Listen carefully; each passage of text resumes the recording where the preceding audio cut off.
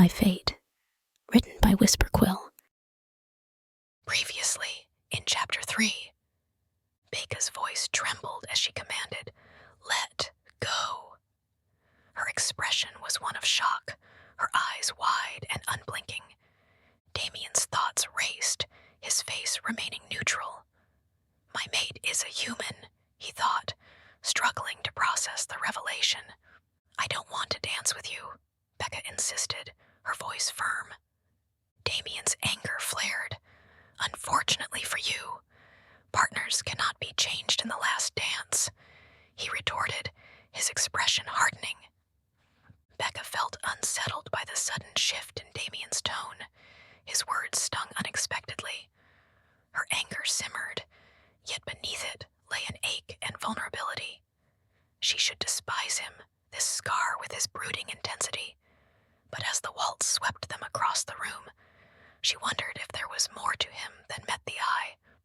They danced, two souls entwined, caught between tradition and rebellion. As the final notes of the waltz hung in the air, Becca stepped away, her pulse still racing. His touch lingered on her skin, a brand she couldn't elude.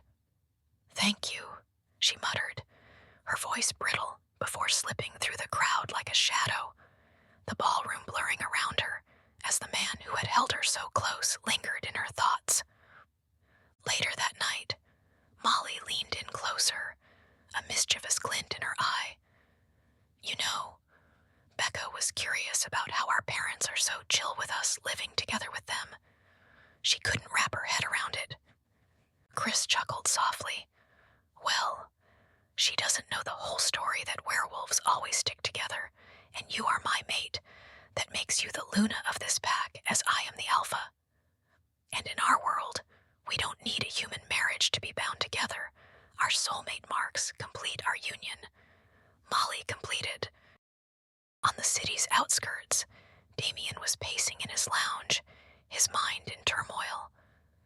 "After 8 long years, I have finally found my mate, and she's human," he muttered, his expression twisted with confusion.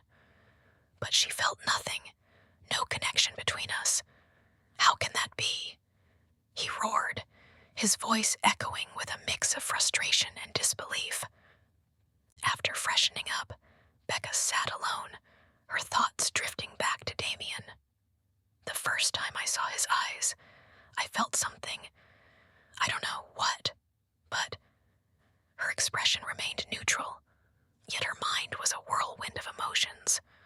Something like magic, a spell that he suddenly had me under, which is impossible, she thought, feeling embarrassed. "There is no such thing as magic," she reminded herself, trying to stay rational. "I shouldn't be thinking about him so much," Becca whispered, her expression returning to neutral as she tried to push the thoughts away. The next morning, Becca emerged from her room, her mind still troubled by the restless night. Those haunting gray eyes had invaded her dreams, leaving her feeling more exhausted than before. She made her way to the kitchen, where her mother was already busy with the morning routine. "Ugh, I can't seem to shake this headache," Becca groaned, rubbing her temples. Ellin turned with a warm smile. "Good morning, dear." Becca winced slightly. "Mom, not so loud, please." Ellen's smile faded into a look of concern. "Are you feeling unwell? Perhaps a hangover?" "No, I didn't drink much last night," Becca replied, her voice flat and tired. "Then what's wrong?" Ellin asked, stepping closer.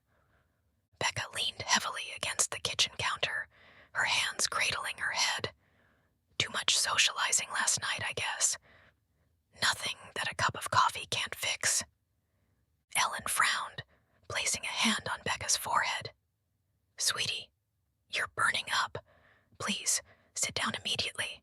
I'll prepare some breakfast for you, and I am not letting you have a drop of coffee on an empty stomach. You need rest and plenty of fluids." Becca sighed, rolling her eyes as her mother slipped into her full doctor mode. She sank into a chair, her thoughts drifting back to the man from last night,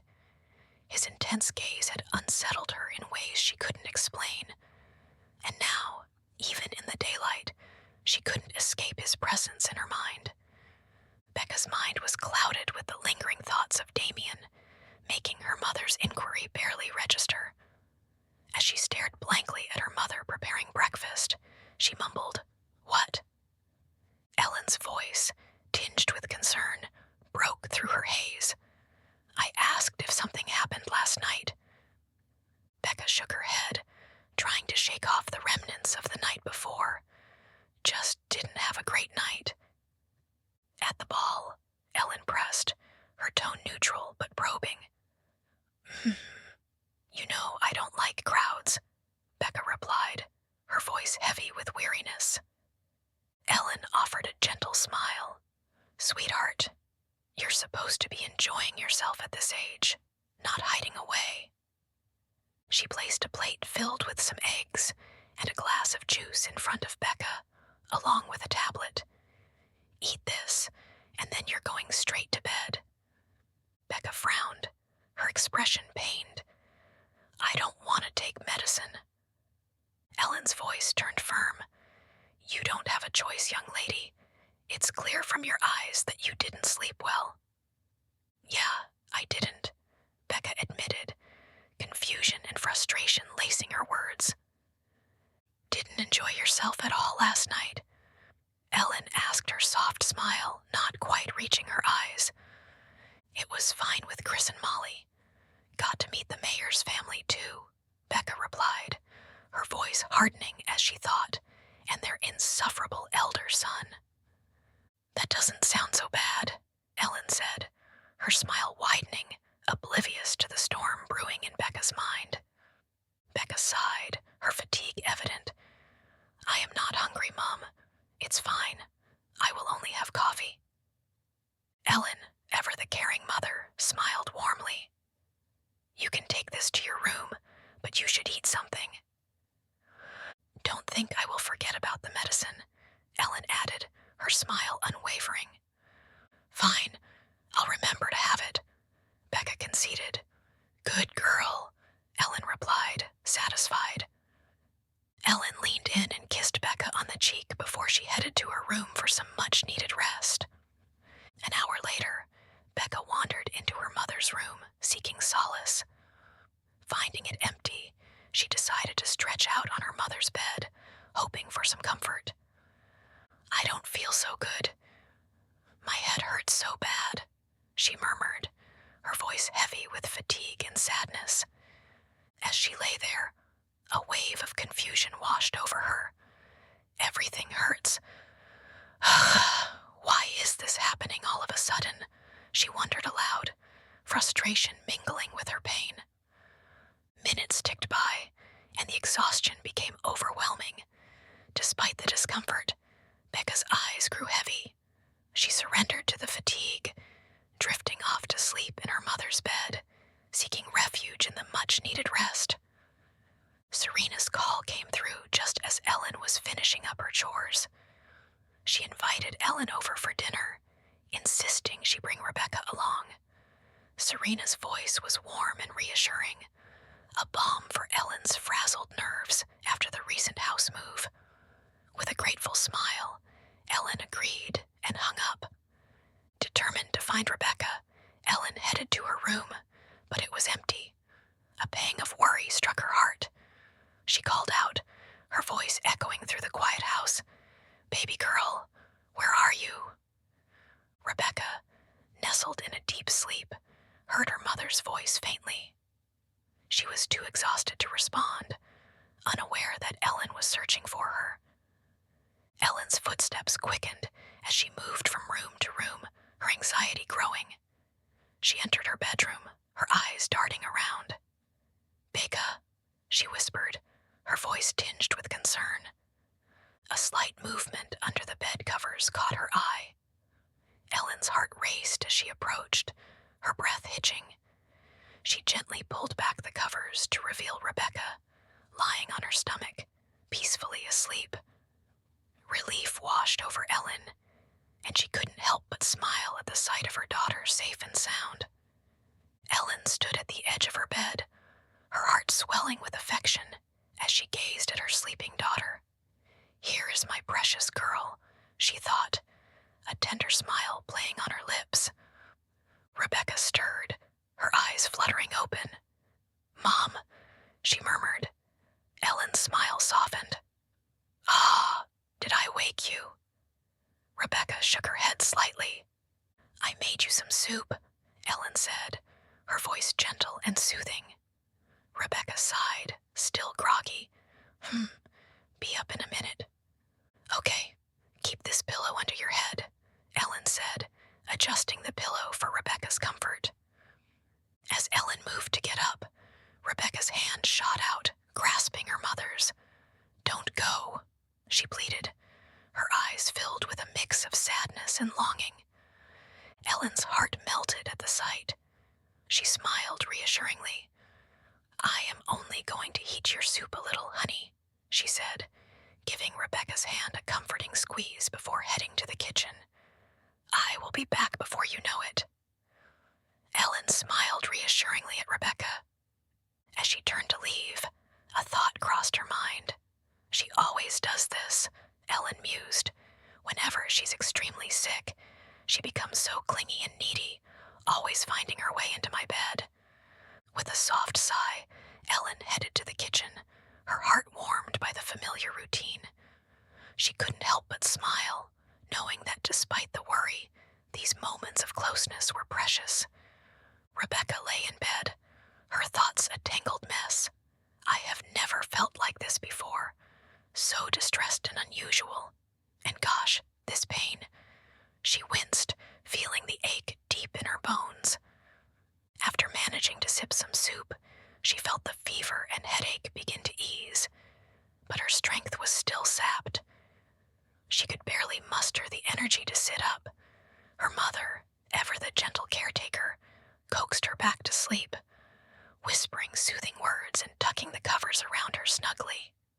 Rebecca drifted off, comforted by her mother's presence, the pain slowly fading into the background. As the evening shadows lengthened, Ellin quietly entered the bedroom, placing Rebecca's mobile on the bedside table.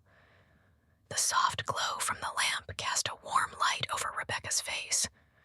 "How is my baby girl feeling now?" Ellin asked, her voice filled with concern.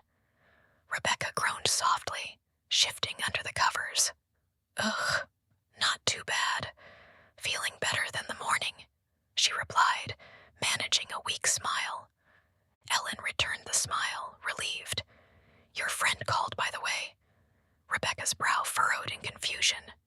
"Friend? Who?" "She told me her name was Haley.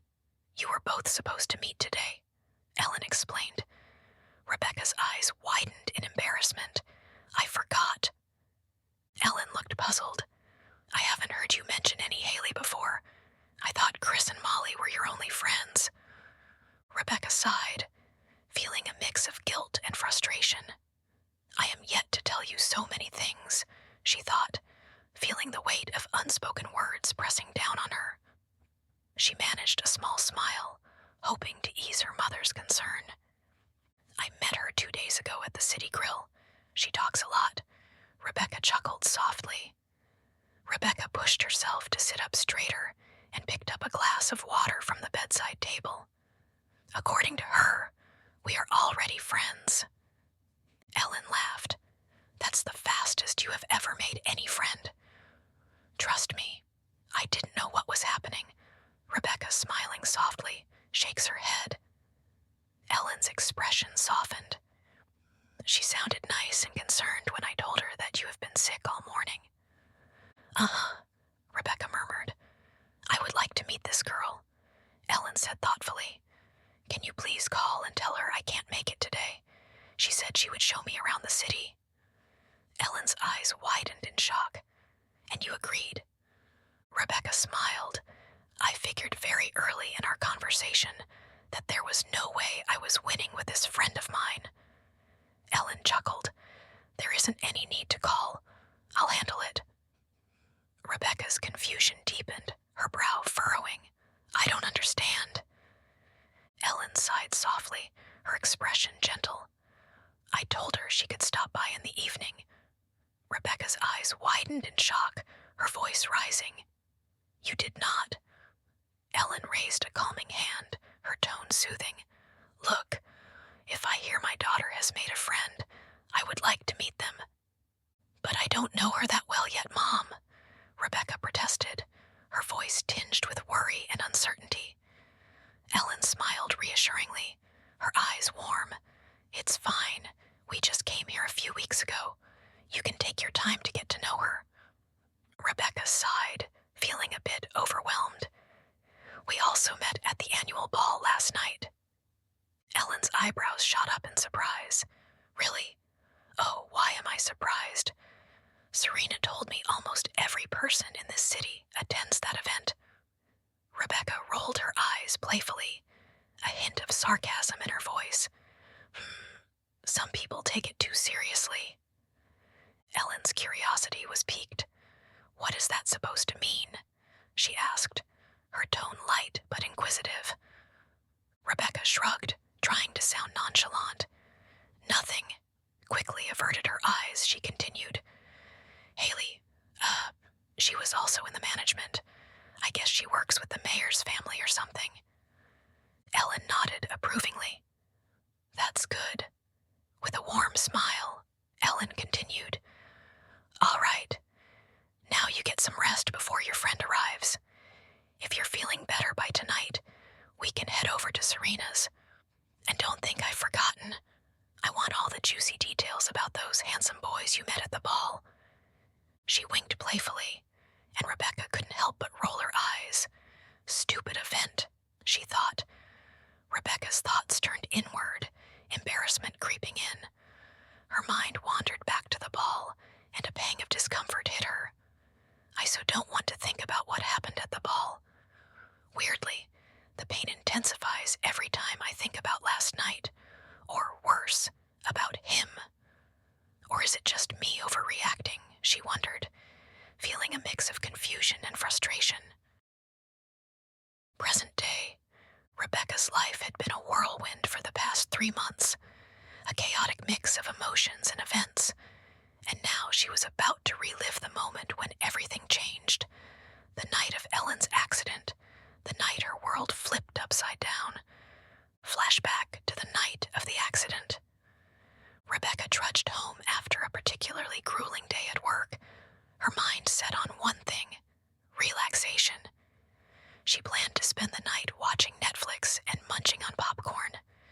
Her mother, Ellin, was out of town for work, but had promised to return that night. Settling into the couch, Rebecca queued up an episode of Death Note, hoping to lose herself in the anime's dark intrigue. Just as the plot thickened, her phone rang, shattering the moment. I am not picking this up.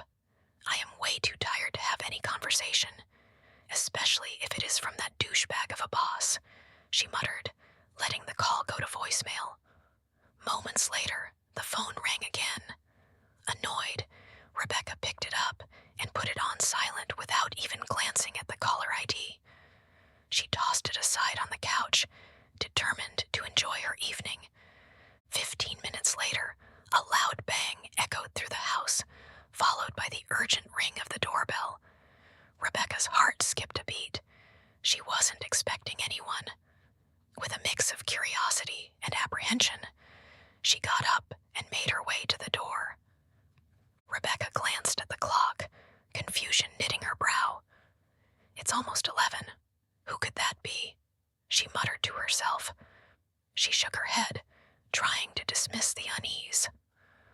I am sure it is not Mom because she said she will come after midnight. I should probably go check. With a sigh, she got up and made her way to the door. As she opened it, she was met with the sight of Chris, his face pale and frantic, panting slightly. He opened his mouth, then shut it again, struggling to find the right words. It was like everything he wanted to say just slipped away. After a few seconds, Chris looked up at you again, his voice heavy with sadness as he finally managed to speak. Becca, I have some bad news. How do I say it? He thought, his heart heavy with the weight of the message he had to deliver. Rebecca's heart pounded as she took in Chris's pale, frantic face. The silence between them grew heavier, each second amplifying her fear. She swallowed hard, her voice trembling as she spoke. What happened, Chris? Chris's expression was filled with sorrow. Just come with me, please. I will explain everything on the way. Without a second thought, Rebecca grabbed her coat and followed him out the door. As they hurried down the street, Chris began to speak, his voice strained but steady. He explained that her mother had been involved in an accident. He didn't know all the details, but he tried his best to deliver the news as calmly as possible, his heart aching for Rebecca. Rebecca listened in stunned silence, her mind racing. The world around her seemed to blur as she struggled to process the gravity of Chris's words. At the accident site, a police vehicle and a single ambulance were present beside other cars, all badly damaged, one of which Becca recognized instantly as her mother's. Her heart pounded as she hastily got out of her car, her eyes fixed on the wreckage. Just as she was about to cross the border tape, a strong grip on her shoulder stopped her in her tracks, turning her around. "Uncle James," she gasped, her voice trembling. James looked at her with sorrowful eyes. "I got here a few minutes ago, kid." Without a second thought, Becca threw her arms around him, her tears flowing freely as she clung to him for support. "What happened to her? Where is she?" Becca's voice was a mix of desperation and confusion. James held her tightly, his voice steady but filled with concern. "Be strong, kid." The weight of his words hung in the air as Becca's mind raced, trying to process the reality of the situation. Desperation clawed at her as she yelled, "Let me see her." Becca's voice was a mix of panic and sorrow. James shook his head, his expression pained. "You cannot. She is not here right now." Becca's eyes widened, her voice rising. "You don't know where she is? You haven't seen her?" James hesitated, his voice faltering. They have just taken her to the hospital." Becca's frustration boiled over, but James sighed deeply, trying to maintain his composure. The medics were instructed by the police to quickly dispatch the victims to the hospital. James's thoughts betrayed his facade. "I'm sorry, kid. I have no other choice but to lie to you." Becca's eyes filled with tears. "Take me to the hospital, please." Chris stepped forward, his voice gentle but firm. "I will drive her, Dad. Let's go, Bex." As they hurried back to the car, Becca's mind was a whirlwind of fear and hope, clinging to the possibility that her mother would somehow be okay. The sterile smell of antiseptic filled the air as they reached the hospital, the tension palpable. Becca sat in the waiting area, her eyes fixed on the door through which the doctors had disappeared. Every second felt like an eternity as she waited for any news about her mother. Chris, sensing the weight of the moment, gently touched James's arm. "Dad, can we talk outside for a moment?" James nodded, his face etched with worry. They stepped out into the parking lot, the hum of hospital activity, a distant backdrop to their conversation. Chris's voice was low, filled with concern. "Dad, what happened? You seemed off back there." Chris's eyes narrowed as he looked at his father, skepticism evident in his voice. "You lied to her, Dad, didn't you?" James sighed, the weight of the situation pressing down on him. "I had to. Ellin is in bad condition, son." Chris's gaze intensified. "Do you know something I don't?" James nodded slowly, his expression grim. I think it's no coincidence." Chris's voice was laced with frustration. Of course, nothing that happens in the city is ever a coincidence. James' shoulders slumped, his worry for Becca evident. "I am worried for Rebecca, but I hope Ellin makes it." Chris's voice softened, filled with concern. "Me too, Dad. I don't think she will survive without her mother." James shook his head, trying to stay positive. "Let's not think like that." Chris's eyes filled with tears. "I am afraid she may become distant if something happens to her mom." James's voice was heavy with emotion as he placed a reassuring hand on Chris's shoulder. "We will be right here for her, especially you and Molly." As they stood in the dimly lit corridor, the gravity of the situation settled over them, both knowing that their support would be crucial in the days to come. With a resolute tone, James declared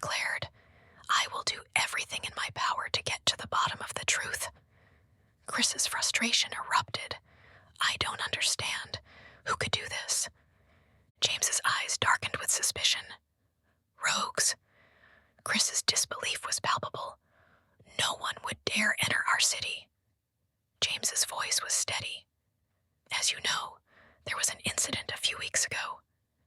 James took a deep breath, his expression unreadable. We should go inside. As they turned to re-enter the hospital, the weight of their conversation hung heavily in the air, the mystery deepening with every step they took. The corridors seemed to close in around them, and the tension was almost tangible as Serena and Molly finally arrived. Becca's sobs echoed through the waiting lounge, her emotions overwhelming her. Molly, with her gentle demeanor, wrapped Becca in a tight embrace, her voice soothing and kind. "Shh, it's going to be okay," Molly whispered, guiding Becca to a quieter corner of the waiting lounge. "Just breathe, Becca. We're here for you." Becca clung to Molly, her tears soaking her friend's shoulder. Molly's presence was a small comfort during the chaos, her words a lifeline. On the other side of the room, Serena and James exchanged worried glances. Serena's eyes were red-rimmed, her voice trembling as she spoke. I managed to get an update from Dr. Kim's assistant. James's heart sank as he saw the fear in his wife's eyes. Serena's voice wavered. The assistant said Ellin was barely breathing when was brought here. The chances of her survival are really low. James reached out, taking Serena's hand in his. "Don't lose hope, honey." Tears welled up once again in Serena's eyes. "Ellin is my best friend, James." James squeezed her hand, his voice steady. "I know, and she is also my best friend's wife. She is family." The weight of his words hung in the air, a reminder of the bond they all shared. As they stood together, the uncertainty of the situation loomed over them, but their resolve to support each other remained unshaken. Almost half an hour later, the doors to the emergency room swung open, and 2 doctors stepped out, their expressions grave. Becca's heart pounded in her chest as she stood up, bracing herself for the news. The doctors approached, and one of them spoke softly, his voice heavy with the weight of what he had to say. "I'm sorry we did everything we could, but she couldn't make it." The words struck Becca like a sledgehammer, knocking the breath from her lungs. The room spun around her, a dizzying whirl of faces and sounds, as she felt herself plummeting into an abyss of despair. The stark reality of losing her mother, the last anchor in her life, was an unbearable weight crushing her soul. The pain was a raw, searing agony, an all-consuming void that swallowed her whole. The night that followed was a haze of uncontrollable sobs and heart-wrenching sorrow. The memory of her father's death had left a scar that never truly healed, and now, the brutal loss of her mother felt like a merciless twist of fate. It was as if the universe had conspired against her, delivering blow after devastating blow. The grief was a relentless, suffocating tide, threatening to pull her under and drown her in its depths. Somewhere after midnight, the heavens opened up, and it started to rain. The sound of raindrops against the hospital windows was a somber accompaniment to the sorrow that filled the room. It was as if the sky itself was mourning with her, shedding tears for the loss that was too great to comprehend. Becca sat in the quiet corner of the waiting lounge, Molly by her side, offering silent support. The world outside continued to turn, indifferent to her pain, but inside, Becca's world had come to a standstill. The night stretched on, each minute an eternity, as she grappled with the devastating reality of her loss. In another city, the rain pounded against the window pane with a relentless rhythm, each drop echoing Damien's turbulent thoughts. He stood by the window, his gaze fixed on the dark, rain-soaked streets below. The office was dimly lit, casting long shadows that danced with the flickering light from the street lamps outside. The door creaked open, and without turning, Damien knew who it was. Alex's presence was unmistakable. "It's almost 2 a.m, Alex said, his voice tinged with confusion. Damien didn't move, The night feels gloomy and dark for some reason, don't you think? Alec's expression shifted. What are you still doing here? Damien sighed, his breath fogging up the cold glass. I could ask you the same thing.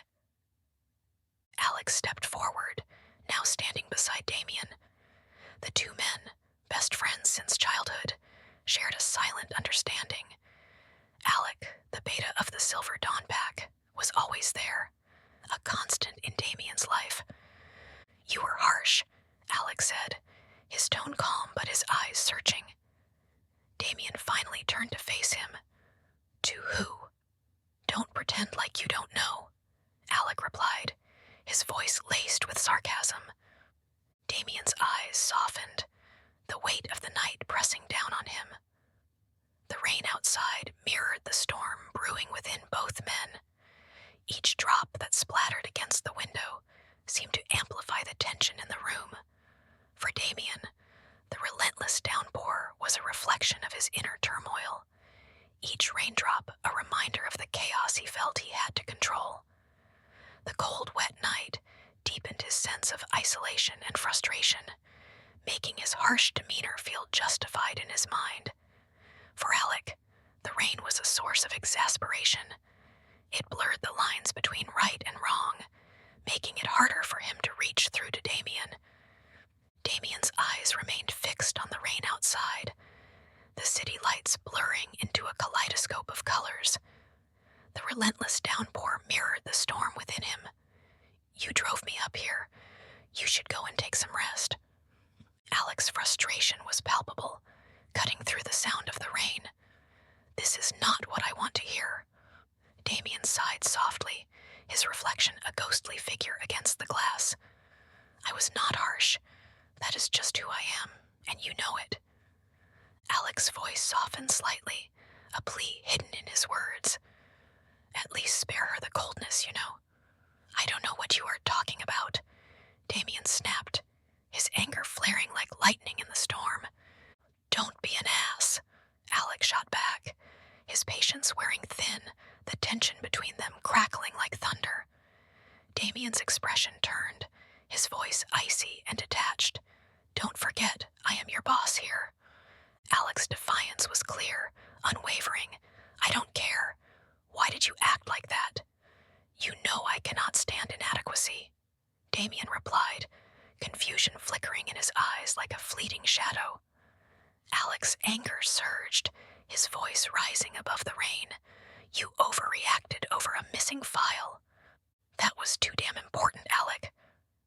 Damien's voice was a mix of anger and desperation, the storm within him raging. Alec's tone was firm but calm, a steady anchor in the tempest. Fine, maybe it was, but that is not the way to treat someone. Alec's expression softened to neutral, his words a gentle nudge. Maybe you should apologize to her. Damien looked up to Alec with an icy glare, the tension between them thickening the air, the rain outside, a relentless reminder of the storm they both faced. Damien's eyes narrowed, confusion evident in his gaze. Are you forgetting who you are talking to? Alec's expression mirrored Damien's, a mix of confusion and regret. I did not mean to disrespect you. Damien stood silently, the rain still pounding against the window. His thoughts churned, a storm of their own. Alec watched his friend, his thoughts a whirlpool of concern. I really hope for Damien's sake he changes his ways and lets somebody in for once. Fine, I will try to not lose my temper again, Damien muttered. Alec's face softened with relief. Thanks. Now, come on, let's go. Damien shook his head. I have some work to do, you can go ahead. Alec nodded, though his concern lingered. As he turned to leave, his thoughts were a mix of hope and worry for his friend. I will see you, Damien said, his voice distant. Alec left the office, the sound of his footsteps fading into the hallway. The door clicked shut, leaving Damien alone with his thoughts. Damien sat down at his desk, his mind replaying Maybe Alec was right, he thought. Maybe I did overreact. Frustration surged within him, his expression darkening with anger. Running a hand through his hair, he exclaimed, "No matter how hard I try, I can't get her out of my mind. I need a drink." Damien stood up abruptly, his movements sharp and agitated. He walked over to his cabinet, pulling out a bottle of scotch. The amber liquid glinted in the low light as he poured himself a generous glass. Hours passed, the rain continuing its relentless assault on the window. Damien's thoughts swirled with regret and frustration, each sip of scotch doing little to dull the ache in his chest. Eventually, the bottle lay empty on the table, a silent testament to his inner turmoil. Damien slumped in his office couch, the alcohol finally taking its toll. His eyes fluttered shut, and he passed out, the empty bottle of scotch explaining it all. The rain outside continued to fall, a somber lullaby to his troubled sleep. In the early hours of the morning, Damien groaned as he stirred awake, the remnants of sleep clinging to him. He glanced at his watch and saw it was almost 6:30, which surprised him as he rubbed his eyes with confusion etched on his face. In the past 6 years, Damien had never experienced such a deep slumber. Stretching his muscles and rubbing his neck, he tried to shake off the lingering grogginess. As he made his way down the hallway, Alex suddenly appeared, blocking his path. "What?" Damien snapped, his voice tinged with annoyance, but Alex's serious expression stopped him in his tracks. Alex's face was solemn, his eyes conveying the gravity of the situation. "You should know this." Damien's expression shifted to a deep frown, his mind already racing through the worst possible scenarios. The gears in his head turned rapidly, contemplating what could have happened to warrant such urgency. Alex's voice cut through the tension, steady and urgent. "It's important, Damien. It's about Rebecca." Damien, weary of the topic, responded with a sharp edge in his tone. "I don't want to hear anything about her right now." But Alec didn't back down. "No, it's not what you think." Damien's confusion deepened, a flicker of concern crossing his face. "Then what is it?" Alec hesitated, the weight of his words pressing down on him. He knew this wasn't the time to be on Damien's bad side. The silence stretched, thick with unspoken tension, until Damien couldn't hold back any longer. "Is she okay?" Alex's expression darkened, his voice faltering as he delivered the news. "She's okay, unharmed, but her mother, she died in a car accident last night." The news crashed into Damien, leaving him paralyzed with shock. His mind reeled, the world narrowing to the tragic words that hung in the air. This was the last thing he had expected, and it left him utterly speechless. Alex's voice was low as he delivered the grim news. "The funeral is at noon." Damien's world seemed to tilt as the words sank in. "Oh no, no, no." His thoughts raced, but all that came out was a desperate "no." Without a second thought, Damien turned and made a snap decision. Instead of heading back to the apartment to rest, he set off straight for Sunsville, leaving Alex standing alone, his mind focused only on reaching Rebecca in time. Damien sat in his car, parked outside Rebecca's house, his eyes scanning the empty street. Not a single soul was in sight. Where is she? He wondered, the urgency of his emotions overwhelming him. "I need to see her, right now." The minutes dragged on, each one amplifying his anxiety. "I can feel her in agony. The pain is coursing through my veins," he muttered, the bond he felt with Rebecca intensifying his distress. After waiting for an hour with no sign of her, Damien reluctantly decided to leave. He drove home, his thoughts consumed by worry. Once there, he got in touch with Chris to offer his condolences and tried reaching Rebecca multiple times, but she remained unreachable. Determined to see her, he resolved to attend the funeral, hoping to offer his support in person.